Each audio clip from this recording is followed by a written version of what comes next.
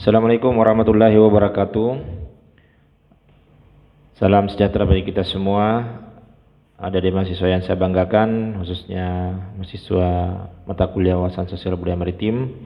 Seperti yang saya janjikan, saya akan menyampaikan penjelasan khusus topik-topik yang penting untuk persiapan ujian tengah semester kita. Dan itu sesuai dengan RPS di pekan 1 sampai pekan ke-7. Ini adalah ringkasan-ringkasan materi ya. Jadi yang pertama kaitannya dengan benua maritim Indonesia, bahwa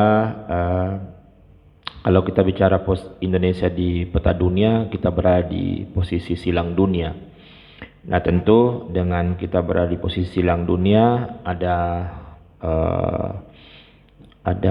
banyak manfaatnya, tapi di sisi lain juga ada banyak bahayanya itu atau ancamannya, sehingga ya harus menjadi tantangan untuk mendapatkan peluang-peluang dan menghindari ancamannya.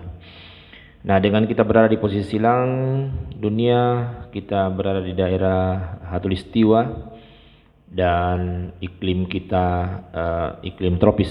Dengan iklim tropis saya pikir ada banyak manfaat ya, karena kita punya dua musim, ada musim hujan, kemudian ada musim kemarau. Selain itu kita punya waktu 12 jam siang, 12 jam malam. Kita bisa melihat matahari di siang hari, kita bisa melihat rembulan di malam hari, kecuali kalau lagi hujan dan seterusnya. Nah, selain itu kita juga punya fauna, punya flora yang sangat beragam ya. Jadi kenapa? Karena ya kita berada di daerah Khatulistiwa. Ya, kita punya berbagai jenis tumbuhan ya, karena kita punya punya tanah yang subur ya, karena jenis-jenis tanah di Indonesia itu ada tanah vulkanis dan seterusnya. Walaupun sering terjadi gempa, gunung meletus, karena kita berada di cincin api ya, ring of fire. Tapi kemudian ada banyak manfaat di situ. Nah, kemudian selanjutnya apa itu yang disebut dengan benua maritim? Nah, kalau kita bicara benua maritim itu adalah wilayah perairan dengan hamparan pulau-pulau di dalamnya sebagai satu kesatuan alamiah antara darat, laut, dan udara di atasnya, tertata unik dengan sudut pandang iklim dan cuaca, keadaan airnya, tata kerak bumi, keragaman biota, serta tatanan sosial budaya. Jadi sebuah kesatuan. Jadi bicara maritim bukan hanya bicara mengenai lautannya saja dengan berbagai sumber daya di dalamnya, tapi bicara juga mengenai daratan dan udara di atasnya. Kemudian Indonesia itu adalah negara kesatuan republik sebagai sebuah negara kepulauan yang berciri Nusantara. Nah, bahwa kemudian negara kepulauan berciri Nusantara itu diatur di dalam konstitusi kita di pasal 25A. Ya, di situ bicara tentang batas-batas dan hak-hak yang ditetapkan dengan undang-undang ya. Karena bicara NKRI itu kita negara berbentuk kesatuan, kita negara dengan bentuk pemerintahan republik. Nah, kemudian kalau kita bicara ciri negara kepulauan kita, itu pulaunya banyak ya, kurang lebih 17.000 pulau, luas wilayahnya lebih luas lautannya daripada daratannya, 2/3 lautan ya. Kemudian jarak utara selatan, jarak timur barat sangat jauh. Begitu luasnya negeri kita, dan kalau itu diletakkan di Eropa katanya bisa menjadi 10 negara. Nah, garis pantai kita juga terpanjang kedua di dunia setelah Kanada. Nah, kita kan negara kepulauan berciri Nusantara. Nah, Nusantara itu dari dua kata ya, nusa dan antara. Jadi pulau atau kepulauan. Sementara antara itu bisa diartikan laut, seberang, atau luar. Jadi sebenarnya ini kata Nusantara sudah bicara sejarah ya, sudah ada sejak Sumpah Palapa dari Patih Gajah Mada yang diucapkan dalam upacara pengangkatannya sebagai Mahapatih di Kerajaan Majapahit. Nah, di situ kan ada apa namanya? Dia mengartikan bahwa Nusantara itu berarti mempersatukan pulau-pulau di luar Jawa, di mana Majapahit Jawa sebagai ibu kota kerajaan. Kemudian selanjutnya adalah lahirlah istilah wawasan Nusantara. Jadi wawasan Nusantara itu cara pandang dan sikap bangsa Indonesia tentang dirinya yang bhinneka. Artinya kita suku-suku bangsa, tatanan sosial budaya tadi dalam konteks definisi benua maritim, kita adalah bhinneka, berbeda-beda. Nah, serta lingkungan geografinya yang berwujud kepulauan. Nah, kita negara kepulauan, banyak pulaunya, luas lautnya, berdasarkan Pancasila dan Undang-Undang Dasar. Jadi ya, inti hakikat dari wawasan Nusantara itu adalah persatuan bangsa dan kesatuan wilayah. Nah, selanjutnya kita akan lihat mengenai keadaan geografi Nusantara, kepulauan Indonesia. Nah, kalau kita bicara karakteristik wilayah, ya, ada namanya wilayah pesisir, ada laut, ada pantai, ada pulau, ada wilayah pesisir. Nah, kalau kita bicara wilayah pesisir, kurang lebih 60% penduduk Indonesia itu bermukim di pesisir. Nah, kemudian apa itu pesisir? Jadi ada yang mengartikan pesisir itu batas sejajar garis pantai. Benar juga, tapi bukan hanya itu, karena bicara pesisir itu wilayah peralihan antara daratan dan lautan dari garis pantai atau coastline. Nah, ada juga definisi tentang pesisir itu tegak lurus, ada batas tegak lurus garis pantai. Nah, berarti kalau tegak lurus garis pantai berarti ada ke arah laut dan ada ke arah darat. Nah, ke arah laut tentu sesuai dengan yurisdiksi wilayah. Sementara ke arah darat itu untuk kepentingan pengolahan. Jadi suatu daerah disebut pesisir bisa jadi batasnya sampai pada wilayah perencanaan, sampai pada batas wilayah pengaturan, dan sampai pada pengelolaan keseharian. Kemudian kalau kita bicara potensi ekosistem pesisir dan laut, ada hutan bakau, ada padang lamun, ada terumbu karang. Ya, ini adalah berkah kita berada di Indonesia sebagai negara kepulauan bercindung Nusantara yang iklimnya tropis karena berada di khatulistiwa, ya. Nah, ini mangrove. Ini mangrove sebenarnya hutan heterogen, ya, yang dominan di situ adalah bakau. Makanya banyak juga yang menyebutnya sebagai hutan bakau. Nah, lebih optimal kalau kemudian dia di muara sungai. Kenapa? Karena di situ ada lumpur yang kemudian menjadi menjadi wadah untuk berkembang biak atau untuk tumbuhnya mangrove itu. Nah, kemudian ada keunggulan dari mangrove. Ada perakarannya kuat, dia bisa mengikat endapan lumpur, daunnya kuat dan mengandung banyak air. Jaringan internal itu bisa melahirkan keseimbangan osmotik, makanya dia bisa tumbuh walaupun di daerah air asin. Nah, manfaatnya banyak. Manfaat ekologi, karena apa? Di wilayah pesisir itu ancaman besarnya adalah abrasi. Dengan adanya mangrove, abrasi itu tidak ada lagi, malah memperluas wilayah daratan. Manfaat ekonomi, iya, karena di mangrove itu kan ada banyak biota-biota laut datang ke situ dan bisa dimanfaatkan oleh masyarakat pesisir sebagai sumber perekonomian.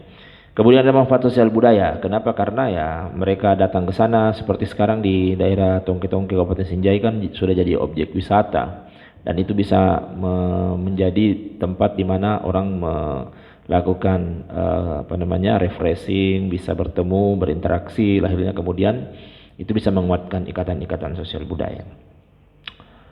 Kemudian selanjutnya adalah sumber daya hayati dan non hayati. Nah, kalau bicara sumber daya alam, ada yang hayati, ada yang non hayati, ada yang bisa dibaharui, ada yang tidak bisa dibaharui. Yang bisa dibaharui itu ada tumbuhan dan hewan, ada tanah, air, udara. Kemudian ada sumber daya alam yang tidak dapat dibaharui, ada mineral, logam, non logam, energi, baik itu minyak, gas, ya. Nah, perlu ada pembangunan perusahaan lingkungan supaya itu tidak mengalami kerusakan. Nah, kalau bicara sumber daya alam yang dapat pulih, yang hayati ini bisa ada biota-biota laut di dalamnya, ya, dan sudah dipetakan oleh kementerian, ya, 26 kawasan ekonomi unggulan. Kemudian ada juga perikanan darat. Pertambakan ini juga adalah salah satu hal yang bisa dilakukan untuk meningkatkan ekonomi masyarakat pesisir. Ada perikanan laut dangkal, ada perikanan laut dalam, ya. Cuma yang banyak marak ini adalah terkait dengan pencurian ikan. Nah, tentu apa yang harus dilakukan, perlu ada penegakan hukum.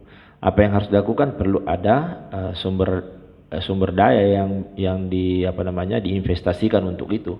Karena itu terkait dengan sarana dan prasarana, biaya operasional untuk kemudian melakukan pengawasan dan seterusnya ya.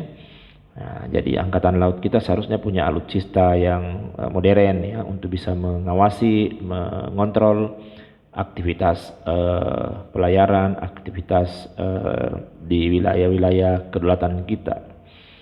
Nah, jadi ya yang utama sebenarnya penegakan hukum, ada ketegasan itu, pemberian hukuman kepada mereka yang melanggar. Nah, sumber daya yang tidak bisa pulih ada banyak, ada bahan tambang dan mineral, kemudian ada minyak dan gas bumi, kemudian ada energi kelautan, ada jasa-jasa lingkungan yang kemudian bisa menjadi sesuatu yang bermanfaat bagi sebesar-besarnya kemakmuran rakyat. Kemudian konsep model pengolahan sumber daya alam kelautan. Jadi ada pembangunan berkelanjutan seperti tadi dilihat bahwa untuk mencegah kerusakan maka perlu ada pembangunan berkelanjutan. Nah, bagaimana mewujudkan itu? Jadi kalau kita bicara pembangunan itu kan bagaimana manusia kini berinteraksi dengan sumber daya alam yang ada dalam sebuah proses pembangunan untuk memenuhi kebutuhan. Tapi kalau prosesnya tidak disesuaikan dengan prinsip-prinsip misalnya ekonomi biru, prinsip-prinsip berwawasan lingkungan, berkelanjutan dan seterusnya, maka itu akan bisa mengancam kualitas sumber daya alam kita, dan itu juga akan mengancam pemenuhan kebutuhan generasi-generasi berikutnya. Makanya pembangunan berkelanjutan itu salah satunya adalah strategi ambang batas. Jadi perlu ada strategi ambang batas. Jadi mungkin dalam konteks masyarakat adat ya, seperti Sasi di Maluku itu ada pembatasan.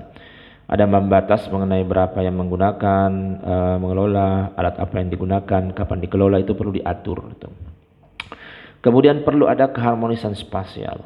Jadi ada pembagian zona ya, zona preservasi, zona konservasi, zona pemanfaatan supaya tidak menjadi open access secara keseluruhan.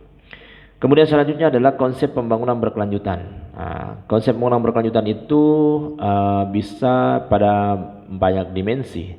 Dimensi ekologisnya, dimensi ekonomi, sosial, budayanya, dimensi politik, hukum, dan kelembagaannya. Itu perlu diperhatikan. Dimensi ekologis artinya bahwa ya sumber daya alam itu tidak boleh rusak. Gitu. Kualitasnya harus terjaga. Jadi selalu menyeimbangkan antara kepentingan manfaat ekonomi dan manfaat ekologi. Kalau dimensi sosial budaya tentu ya harus memperhatikan kesejahteraan masyarakat, utamanya mereka yang terdampak ya, artinya dia berada di wilayah itu. Kalau ada program pembangunan di wilayah pesisir, maka masyarakat pesisir harus merasakan manfaatnya. Ada trickle down effect ya, ada efek menetes dari dari program-program itu yang meningkatkan kesejahteraan mereka. Kemudian perlu melihat dimensi politik, hukum, dan kelembagaannya, aspek legalitas dan seterusnya, aspek konflik kepentingan, aspek kepemilikan dan seterusnya. Kemudian ada yang dikenal dengan istilah PWPLT, pengolahan wilayah pesisir dan lautan secara terpadu. Nah, apa artinya? Harus dinilai dulu menyeluruh, sudah itu sasaran pemanfaatannya, sudah itu direncanakan, sudah itu diorganisir, dilaksanakan, lalu hasilnya optimal. Nah, bahwa keterpaduan itu ya, integrasi itu bisa dalam konteks sektor, bisa dalam konteks keilmuan, bisa juga dalam konteks ekologis. Bahwa ya darat, laut, pulau-pulau, pantai itu semua satu kesatuan. Ada hal yang terjadi di salah satunya maka bisa mempengaruhi yang lain. Itu keterpaduan ekologis. Kemudian apa keunggulan dari PWPLT itu? Nah, tentu ada banyak keunggulannya. Jadi ada partisipasi masyarakat, melihat secara keseluruhan, kemudian menumbuhkan ekonomi rakyat. Jadi dia lebih murah secara keseluruhan kalau dia buat lebih terpadu, lebih holistik. Kemudian ada banyak prinsip di dalam pengolahan sumber daya secara berkelanjutan, sumber daya alam secara berkelanjutan. Prinsip-prinsipnya itu pertama keterpaduan. Apa yang terpadu? Terpadu sektor, baik secara horizontal maupun vertikal, terpadu keilmuan dan manajemen, terpadu ekosistem baik di darat maupun di laut. Kemudian perlu melibatkan antar negara. Nah, kemudian desentralisasi, kan sekarang era otonomi daerah ya, jadi desentralisasi pengelolaan. Bagaimana memperkuat kemampuan kelembagaan daerah dalam perencanaan pengelolaan sumber daya pesisir. Kemudian kalau berkelanjutan ya pastilah memanfaatkan sumber daya dengan tidak mengorbankan kelestariannya dalam memenuhi kebutuhan baik untuk generasi sekarang maupun generasi yang akan datang. Kemudian perlu transparansi. Jadi perlu ada transparansi mulai dari proses perencanaan sampai pada pengendaliannya. Masyarakat ikut serta, karena untuk siapa pembangunan itu? Untuk masyarakat. Kemudian keadilan, jadi memberi rasa adil dan keamanan pada masyarakat dalam kegiatan pemanfaatan sumber daya pesisir tanpa intervensi. Ya, intervensi dalam artian ya bisa saja pengaturan, tapi tidak mengintimidasi. Kemudian selanjutnya adalah visi dan misi kebijakan kelautan Indonesia. Nanti kita akan lihat pada kisi-kisi selanjutnya. Baik, terima kasih. Assalamualaikum warahmatullahi wabarakatuh.